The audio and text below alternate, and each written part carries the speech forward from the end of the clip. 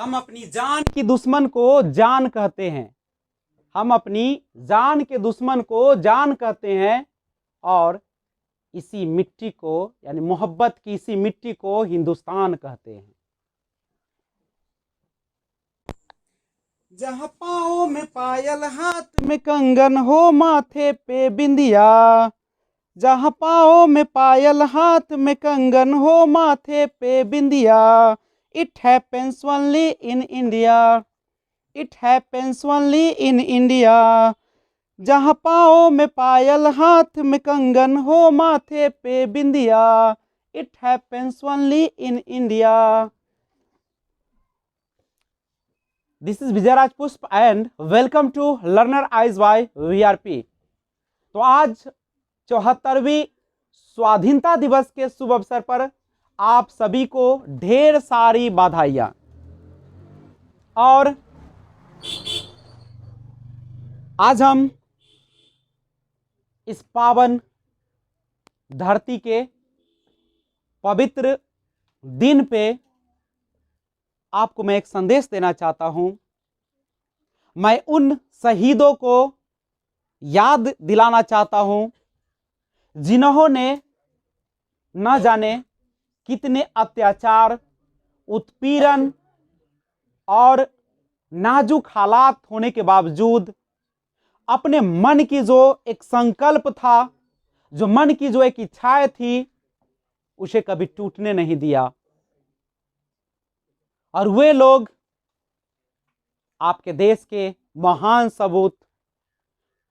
सबसे पहले मैं बता दूं इस स्वाधीनता दिवस के अवसर पर कि हमारे देश में जो आजादी की सबसे पहली बिगुल बजी थी वह 1857 ईस्वी, जब हमारे देश के एक महान सैनिक मंगल पांडे बैरकपुर छावनी से एक शुरुआत किए थे।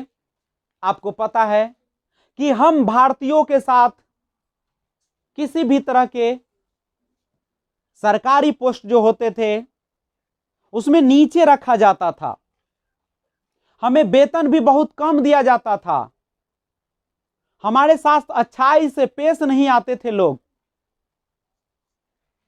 हमारे साथ अनेकों तरह के अत्याचार किया जाता था। हमें टैलेंट होने के बावजूद भी सेना में उच्च पद पर नहीं दिया जाता था। मंगल पांडे, आपको पता है कि उन्हें एक अफवाह की पता चला था। उन्हें लगा था कि हम भारतीयों को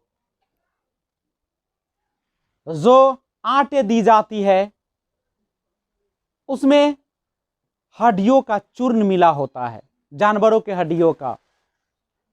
जो कारतूस बनाई जाती है, जो हमें राइफल दी जाती थी, उसका जो कारतूस बनाया जाता था वो कारतूस हमें दांतों से पहले छीलना पड़ता था और तब भरना पड़ता था राइफल में। और वह अफवाह था या क्या था मुझे तो पता नहीं। कहा जाता था कि गाय और सुअर की चर्बी से वो बनाया जाता था, जिस पर मंगल पांडे एक तो पहले से ही उत्पीड़न का शिकार थे,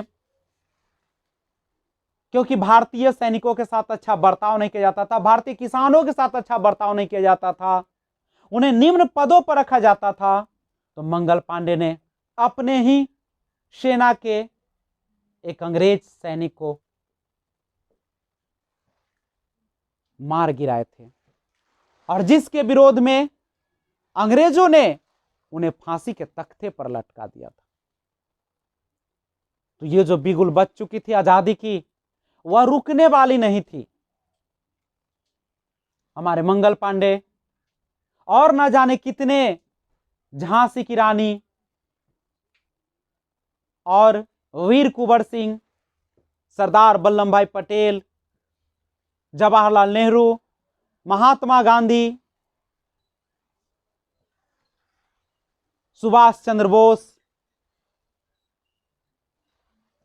भगत सिंह, लाला लाजपत राय, बिपिन चंद्र पाल, खुदीराम बोस, न जाने कितने लोगों ने अपने जान पर खेलकर इस देश को, इस देश के नागरिकों को, इस देश के आने वाले भविष्य को उज्जवल बनाने के लिए, ताकि अमन चैन से रह सके, हमारे भारत माता की संतानें चैन से रह सके, चैन से सो सके, चैन से पढ़ सके, चैन से खा सके। इसीलिए उन्होंने कभी अपने जान की परवाह नहीं की। आपको पता होगा, सुभाष चंद्र बोस एक महान विद्वान, एक आईएएस ऑफिसर, जिसे पाने के लोग तरसते हैं, वो कभी उस पोस्ट को स्वीकार नहीं किए। क्यों नहीं स्वीकार किए? क्या उनका मन नहीं था कि ऐशो आराम की जिंदगी जिए? लेकिन उन्होंने अपने जान की परवाह किए बिना संगठन का निर्माण किया और इस देश पर आने वाली कठिनाइयों को दूर करने का प्रयास किया और काफी हद तक हमें आजादी के कारगर अंतिम लक्ष्य की ओर पहुंचाने का प्रयास किया। क्या खुदीराम बोस, एक 13 से 14 वर्ष का बालक, हंसने खेलने की उम्र,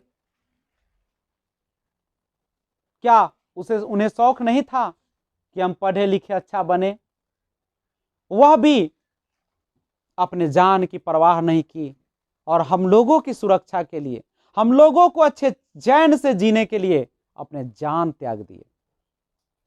न जाने कितने कहानियां हैं, कितने शहीदों की बातें हैं, कितने शहीद मर मिटे हैं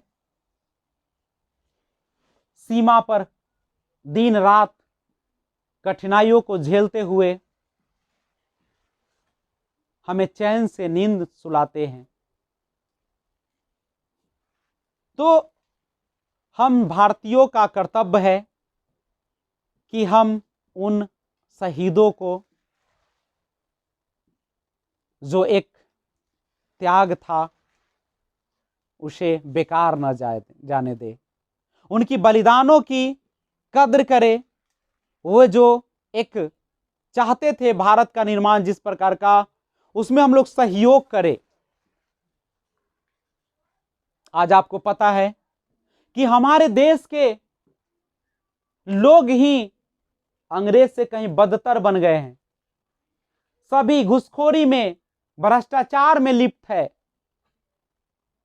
हम गरीबों के लिए, हम देशवासियों के लिए जो पैकेज आती है, वो पेट निकाले लोग ही खा जाते हैं।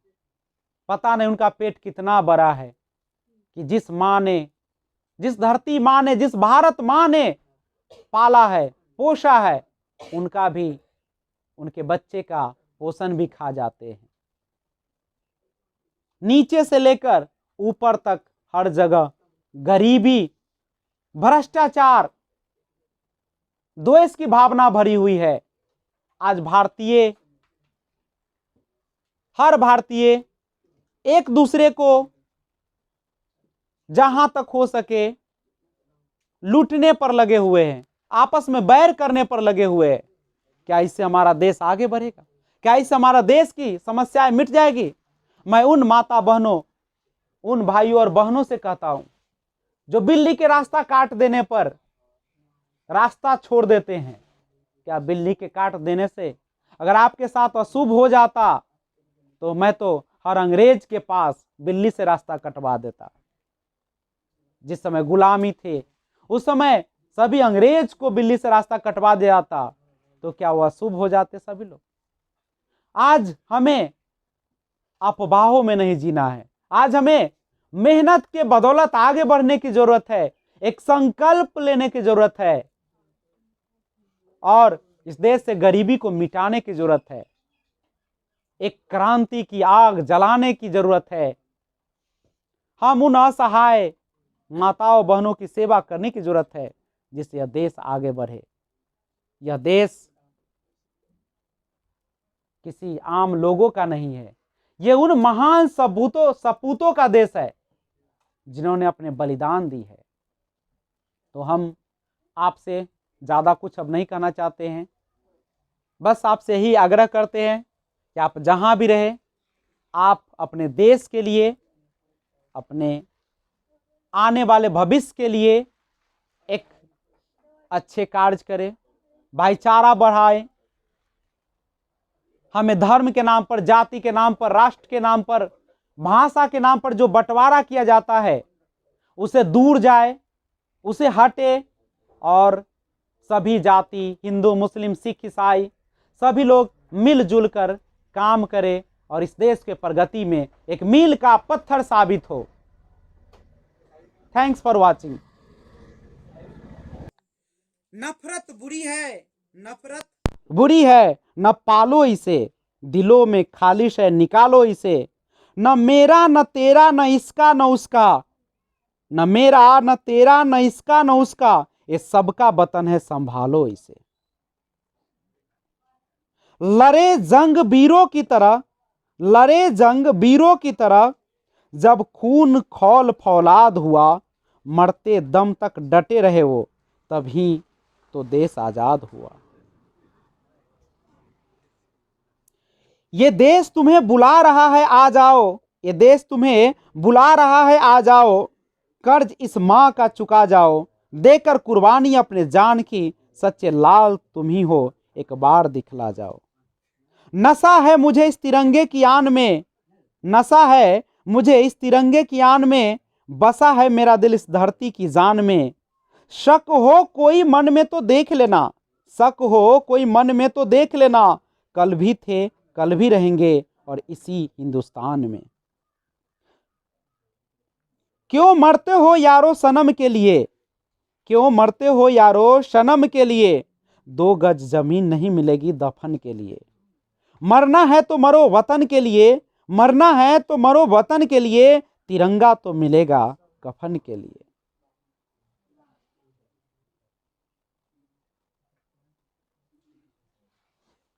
लहू वतन के शहीदों का रंग लाया है, लहू वतन के शहीदों का रंग लाया है, उछल रहा है जमाने में नामे आजादी। जवानी भी नहीं गुजरी, जवानी भी नहीं गुजरी, और देश के रंग में रंगने का शौक हो गया। जवानी भी नहीं गुजरी और देश के रंग में रंगने का शौक हो गया। एक माँ से दूर हूं तो मेरा जीवन दूसरी माँ के लिए समर्पित हो गया। तूफानों से लड़ते हैं वो, तूफानों से लड़ते हैं वो, आंधियों में उड़ते हैं, देश की मिट्टी में अपना अंग अंग रंगते हैं। धरती जल वायु भी जिनको प्रणाम करते हैं, वो भारत माँ के वीर सपूत कहाँ किसी से डरते हैं। तो मिलते हैं फिर एक और जोशीला भाषण के साथ, बने रहिए। Thanks for watching. हम अपनी जान की दुश्मन को जान कहते हैं, हम अपनी जान के दुश्मन को जान कहते हैं, और इसी मिट्टी को, यानी मोहब्बत की इसी मिट्टी को हिंदुस्तान कहते हैं। जहां पाँव में पायल हाथ में कंगन हो माथे पे बिंदिया, जहां पाँव में पायल हाथ में कंगन हो माथे पे बिंदिया, it happens only in India, it happens only in India. जहां पाँव में पायल हाथ में कंगन हो माथे पे बिंदिया, it happens only in India. This is Vijay Raj Pushp and welcome to learner eyes by VRP. तो आज 74वीं स्वाधीनता दिवस के शुभ अवसर पर आप सभी को ढेर सारी बधाइयां। और आज हम इस पावन धरती के पवित्र दिन पे आपको मैं एक संदेश देना चाहता हूं।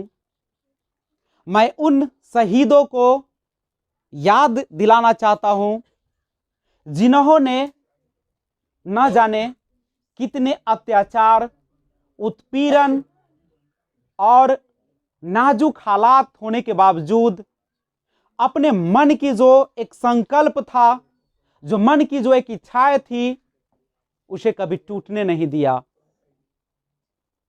और वे लोग आपके देश के महान सबूत। सबसे पहले मैं बता दूं इस स्वाधीनता दिवस के अवसर पर कि हमारे देश में जो आजादी की सबसे पहली बिगुल बजी थी वो 1857 ईस्वी, जब हमारे देश के एक महान सैनिक मंगल पांडे बैरकपुर छावनी से एक शुरुआत किए थे। आपको पता है कि हम भारतीयों के साथ किसी भी तरह के सरकारी पोस्ट जो होते थे उसमें नीचे रखा जाता था, हमें वेतन भी बहुत कम दिया जाता था, हमारे साथ अच्छाई से पेश नहीं आते थे लोग, हमारे साथ अनेकों तरह के अत्याचार किया जाता था, हमें टैलेंट होने के बावजूद भी सेना में उच्च पद पर नहीं दिया जाता था। मंगल पांडे, आपको पता है कि उन्हें एक अफवाह की पता चला था, उन्हें लगा था कि हम भारतीयों को जो आटे दी जाती है उसमें हड्डियों का चूर्ण मिला होता है, जानवरों के हड्डियों का। जो कारतूस बनाई जाती है, जो हमें राइफल दी जाती थी, उसका जो कारतूस बनाया जाता था वो कारतूस हमें दांतों से पहले छीलना पड़ता था और तब भरना पड़ता था राइफल में। और वह अफवाह था या क्या था मुझे तो पता नहीं। कहा जाता था कि गाय और सुअर की चर्बी से वो बनाया जाता था, जिस पर मंगल पांडे एक तो पहले से ही उत्पीड़न का शिकार थे, क्योंकि भारतीय सैनिकों के साथ अच्छा बर्ताव नहीं किया जाता था, भारतीय किसानों के साथ अच्छा बर्ताव नहीं किया जाता था, उन्हें निम्न पदों पर रखा जाता था। तो मंगल पांडे ने अपने ही सेना के एक अंग्रेज सैनिक को मार गिराए थे, और जिसके विरोध में अंग्रेजों ने उन्हें फांसी के तख्ते पर लटका दिया था। तो ये जो बिगुल बच चुकी थी आजादी की, वह रुकने वाली नहीं थी। हमारे मंगल पांडे और न जाने कितने झांसी की रानी और वीर कुंवर सिंह, सरदार वल्लभ भाई पटेल, जवाहरलाल नेहरू, महात्मा गांधी, सुभाष चंद्र बोस, भगत सिंह, लाला लाजपत राय, बिपिन चंद्र पाल, खुदीराम बोस, न जाने कितने लोगों ने अपने जान पर खेलकर इस देश को, इस देश के नागरिकों को, इस देश के आने वाले भविष्य को उज्जवल बनाने के लिए, ताकि अमन चैन से रह सके, हमारे भारत माता की संतानें चैन से रह सके, चैन से सो सके, चैन से पढ़ सके, चैन से खा सके। इसीलिए उन्होंने कभी अपने जान की परवाह नहीं की। आपको पता होगा सुभाष चंद्र बोस एक महान विद्वान, एक आईएएस ऑफिसर जिसे पाने के लोग तरसते हैं, वो कभी उस पोस्ट को स्वीकार नहीं किए। क्यों नहीं स्वीकार किए? क्या उनका मन नहीं था कि ऐसो आराम की जिंदगी जिए? लेकिन उन्होंने अपने जान की परवाह किए बिना संगठन का निर्माण किया और इस देश पर आने वाली कठिनाइयों को दूर करने का प्रयास किया, और काफी हद तक हमें आजादी के कारगर अंतिम लक्ष्य की ओर पहुंचाने का प्रयास किया। क्या खुदीराम बोस, एक 13 से 14 वर्ष का बालक, हंसने खेलने की उम्र, क्या उन्हें शौक नहीं था कि हम पढ़े लिखे अच्छा बने? वह भी अपने जान की परवाह नहीं की और हम लोगों की सुरक्षा के लिए, हम लोगों को अच्छे चैन से जीने के लिए अपने जान त्याग दिए। न जाने कितने कहानियां हैं, कितने शहीदों की बातें हैं, कितने शहीद मर मिटे हैं सीमा पर दिन रात कठिनाइयों को झेलते हुए, हमें चैन से नींद सुलाते हैं। तो हम भारतीयों का कर्तव्य है कि हम उन शहीदों को जो एक त्याग था उसे बेकार न जाने दे। उनकी बलिदानों की कद्र करे।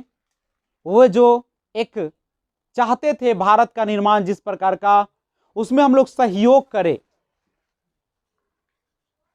आज आपको पता है कि हमारे देश के लोग ही अंग्रेज से कहीं बदतर बन गए हैं।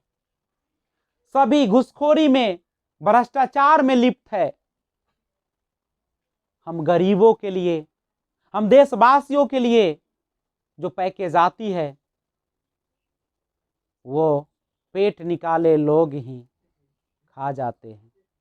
पता नहीं उनका पेट कितना बड़ा है कि जिस माँ ने, जिस धरती माँ ने, जिस भारत माँ ने पाला है, पोषा है, उनका भी, उनके बच्चे का पोषण भी खा जाते हैं। नीचे से लेकर ऊपर तक हर जगह गरीबी, भ्रष्टाचार, द्वेष की भावना भरी हुई है। आज हर भारतीय एक दूसरे को जहां तक हो सके लूटने पर लगे हुए हैं, आपस में बैर करने पर लगे हुए हैं। क्या इससे हमारा देश आगे बढ़ेगा? क्या इससे हमारा देश की समस्याएं मिट जाएगी? मैं उन माता बहनों, उन भाइयों और बहनों से कहता हूं जो बिल्ली के रास्ता काट देने पर रास्ता छोड़ देते हैं। क्या बिल्ली के काट देने से अगर आपके साथ अशुभ हो जाता तो मैं तो हर अंग्रेज के पास बिल्ली से रास्ता कटवा देता। जिस समय गुलामी थे उस समय सभी अंग्रेज को बिल्ली से रास्ता कटवा दिया था, तो क्या वो अशुभ हो जाते सभी लोग? आज हमें अफवाहों में नहीं जीना है। आज हमें मेहनत के बदौलत आगे बढ़ने की जरूरत है। एक संकल्प लेने की जरूरत है और इस देश से गरीबी को मिटाने की जरूरत है। एक क्रांति की आग जलाने की जरूरत है। हम उन असहाय माताओं बहनों की सेवा करने की जरूरत है जिससे यह देश आगे बढ़े। यह देश किसी आम लोगों का नहीं है, यह उन महान सपूतों का देश है जिन्होंने अपने बलिदान दी है।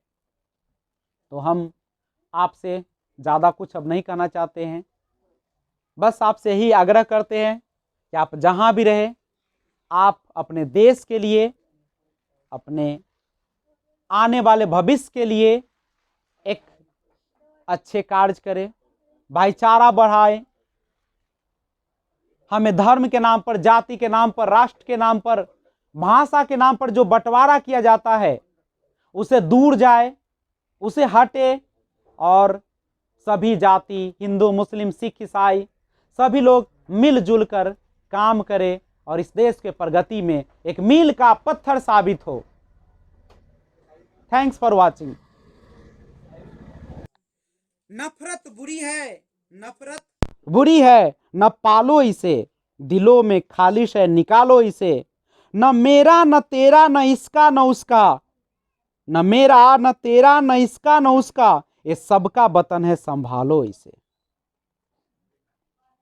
लड़े जंग वीरों की तरह, लड़े जंग वीरों की तरह, जब खून खौल फौलाद हुआ, मरते दम तक डटे रहे वो, तभी तो देश आजाद हुआ।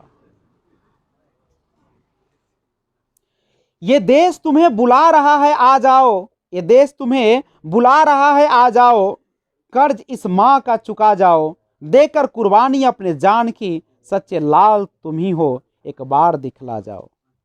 नशा है मुझे इस तिरंगे की आन में, नशा है मुझे इस तिरंगे की आन में, बसा है मेरा दिल इस धरती की जान में। शक हो कोई मन में तो देख लेना, शक हो कोई मन में तो देख लेना, कल भी थे कल भी रहेंगे और इसी हिंदुस्तान में। क्यों मरते हो यारो सनम के लिए, क्यों मरते हो यारो सनम के लिए, 2 गज जमीन नहीं मिलेगी दफन के लिए। मरना है तो मरो वतन के लिए, मरना है तो मरो वतन के लिए, तिरंगा तो मिलेगा कफन के लिए।